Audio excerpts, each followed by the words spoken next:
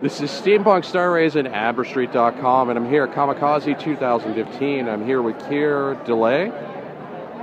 I got it right that time.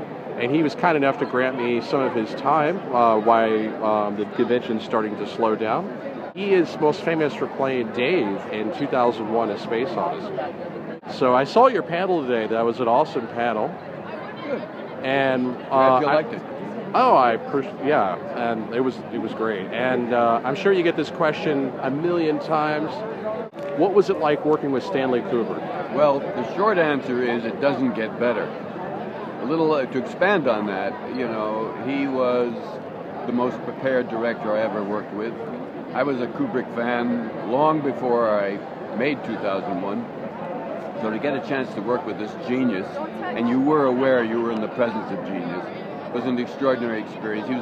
When I say he was so prepared, that when you're really prepared, you can relax. He wasn't didactic. He never raised his voice, and he would allow you to try things that he might not have thought of. Didn't mean it was going to end up in the film, but it was we were very relaxed, Gary and I, working with Stanley. It was wonderful.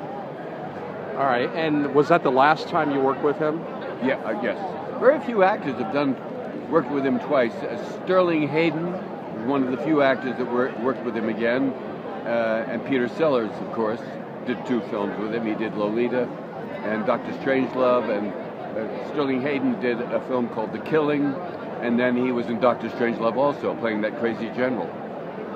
But most people never got to work with him again, but it doesn't matter. Imagine being in 2001 was enough. No, I agree. That was an awesome movie.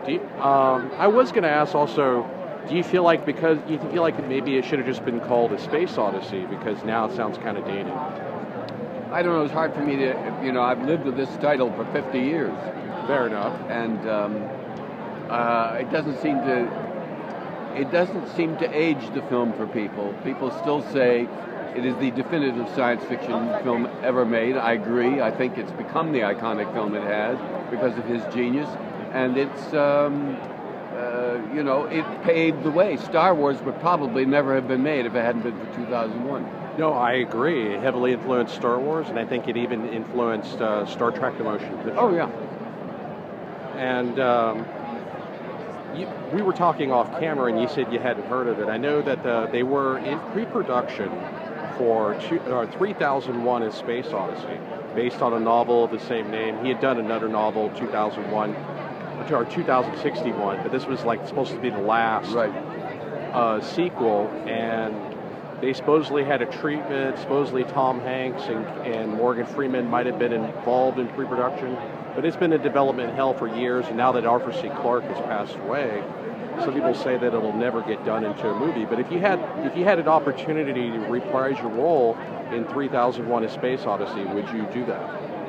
If the money was right. Okay, fair enough.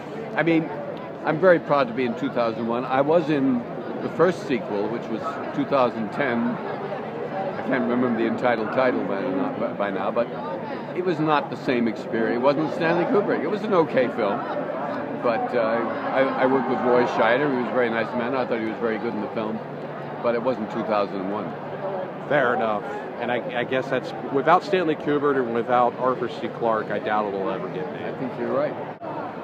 And are you retired from acting, or do you still act? Oh, no. I'm never retired. I do a lot of theater work. Oh, that's my main love. So that's why we haven't seen you on the big Well, screen. no, I have a feature coming out on Netflix called "Isn't It Delicious?" Oh. And not too many years ago, I played.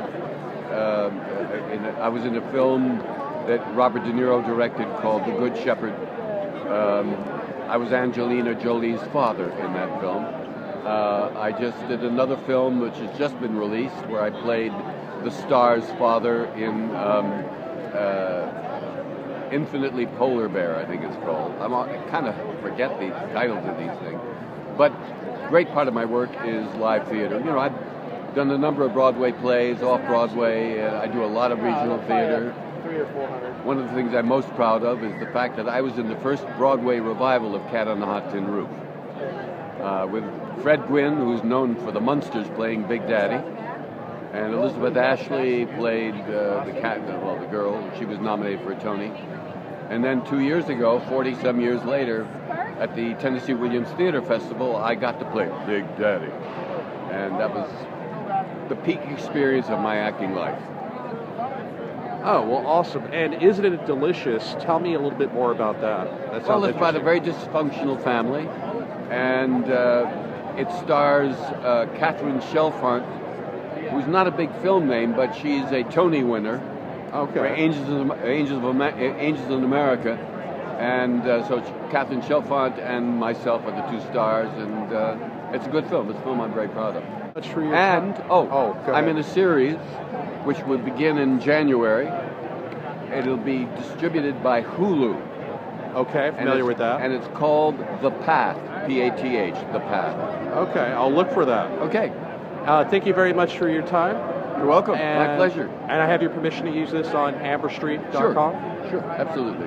This is Steampunk Star Rays at amberstreet.com.